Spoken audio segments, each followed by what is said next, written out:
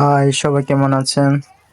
আজকে আমরা চলে যাচ্ছি আসাম জেলাতে। এই রেল স্টেশন হলো ইন্ডিয়া ত্রিপুরা জেলা রেল স্টেশন।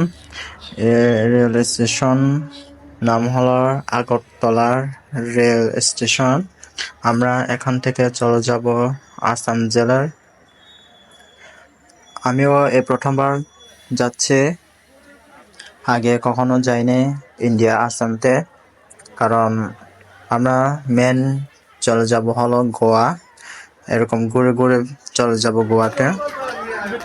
এখন হলো আমি রেল স্টেশন উপরে উঠলাম, কারণ আমরা এ পাশে না, আমরা হলো ওই আরেক পাশে ছিল আমাদের রেল গাড়িটা। দেখেন কতগুলো রেলগাড়ি এখানে, সবগুলো